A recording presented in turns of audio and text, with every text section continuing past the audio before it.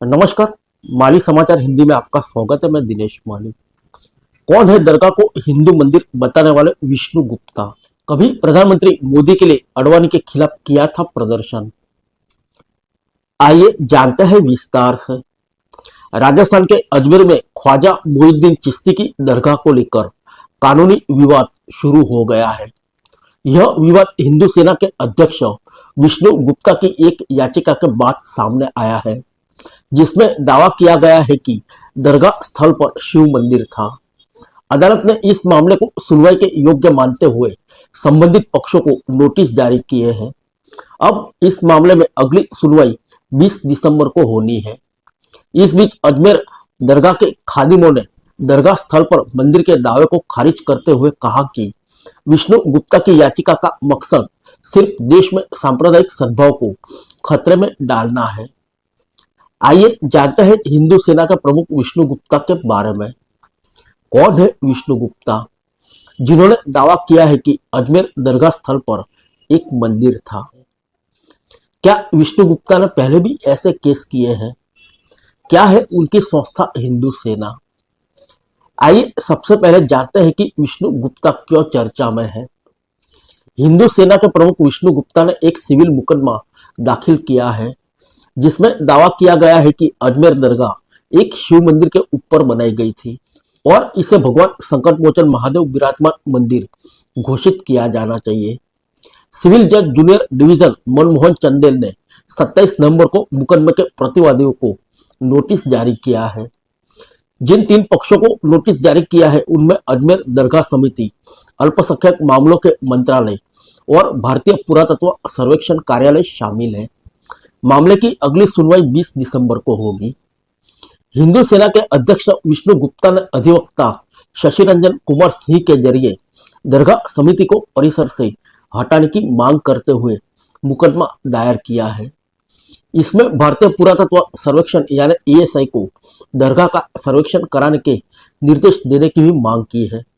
याचिका में दावा किया गया है कि मुख्य प्रवेश द्वार पर छत का डिजाइन हिंदू संरचना जैसा दिखता है, जो दर्शाता है कि यह स्थल मूल रूप से एक हिंदू मंदिर था। विष्णु गुप्ता ने अपनी याचिका में आगे तर्क दिया है कि ऐसा कोई रिकॉर्ड नहीं है जो दर्शाता हो कि अजमेर दरगाह खाली जमीन पर बनाई गई थी। इसके बजाय ऐतिहासिक विवरण बताते हैं कि इस स्थल पर महादेव मंदिर और जैन मंदिर थे, जहां हिंदू भक्त अपने देवताओं की पूजा करते थे। इसलिए मुकदमे में केंद्र सरकार को विवादित संपत्ति के स्थल पर भगवान संकट मोचन महादेव मंदिर के पुनः निर्माण के निर्देश देने की मांग की है।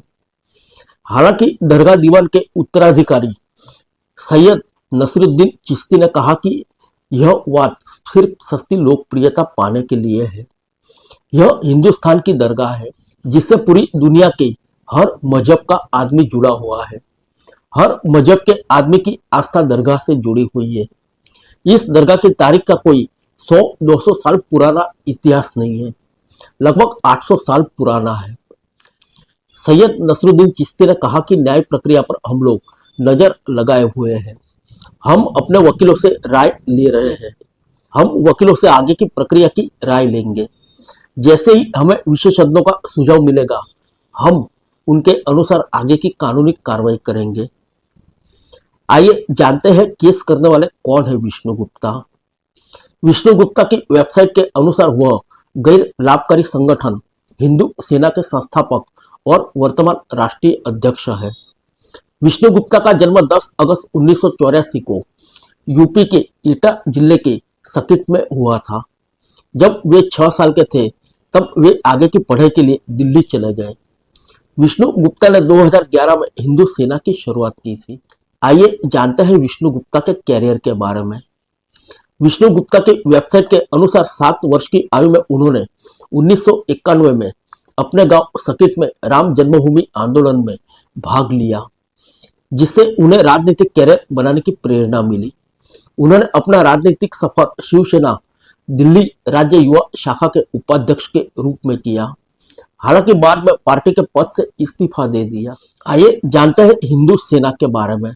विष्णु गुप्ता की अपनी वेबसाइट के मुताबिक ईटा निवासी विष्णु गुप्ता ने साल 2011 में कुछ समर्थकों के साथ मिलकर एक गैर लाभकारी हिंदू संगठन की शुरुआत की। हिंदू सेना की स्थापना हिंदू समुदाय के उत्थान और संरक्षण के एकमात्र उद्देश्य से की गई है।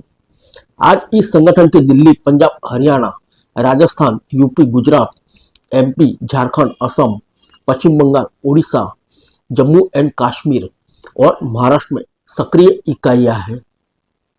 आइए जानते हैं विरोध प्रदर्शन के बारे में। वेबसाइट पर मौजूदा जानकारी के अनुसार विष्णु गुप्ता ने समय समय पर राष्ट्रीय और अंतर्राष्ट्रीय मुद्दों पर कई विरोध आयोजित किए हैं। विष्णु को वामपंथियों के खिलाफ उनके विरोध के कारण 2011 से कई बार हिरासत में लिया गया है। उन्होंने कई बार पाकिस्तान और चीन के खिलाफ कई विरोध प्रदर्शन आयोजित किए हैं। विष्णु गुप्ता ने बलूचिस्तान की आजादी के लिए प्रदर्शन का नेतृत्व किया था। हिंदू सेना ने 2013 में तत्कालीन भाजपा प्रधानमंत्री उम्मीदवार नरेंद्र मोदी के समर्थन में लालकृष्ण आडवाणी के घर के सामने विरोध प्रदर्शन किया था। आइए जानते हैं हिंदू सेना के कानूनी मामले के बारे में। अजमेर दरगाह मामले से पहले विष्णु गुप्ता या उनके संगठन ने अलग अलग मामलों में अदालत का रुख किया है। मई 2022 में विष्णु गुप्ता ने सुप्रीम कोर्ट में ज्ञानवापी विवाद में एक हस्तक्षेप आवेदन दाखिल किया था।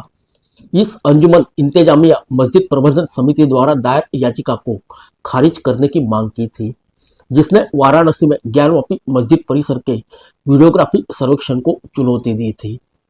हालांकि 2022 में सुप्रीम कोर्ट के न्यायाधीश न्यायमूर्ति DY चंद्रचूड़ की अगुवाई वाली एक पीठ ने गुप्ता की हस्तक्षेप आवेदन को खारिज कर दिया था। इसके बाद विष्णु गुप्ता के हिंदू सेना ने सुप्रीम कोर्ट में एक याचिका को दाखिल कर प्रधानमंत्री नरेंद्र मोदी और 2002 के गुजरात दंगों पर BBC की डॉक्यूमेंट्री पर प्रतिबंध लगाने की मांग की थी। हालांकि फरवरी 2023 में जस्टिस संजीव खन्ना और MF सुंदरेश की सुप्रीम कोर्ट की बेंच ने हिंदू सेना की याचिका को खारिज कर दिया था। इस साल अप्रैल 2024 में हिंदू सेना ने दिल्ली उच्च न्यायालय में एक याचिका के जरिए अरविंद केजरीवाल को उनकी गिरफ्तारी के बाद मुख्यमंत्री पद से हटाने की मांग की थी। यह याचिका भी अदालत ने खारिज कर दी थी। फिर मिलेंगे अगले बुलेटिन में अन्य किसी खबर के साथ। तब तक के लिए इजाजत दीजिए। नमस्कार।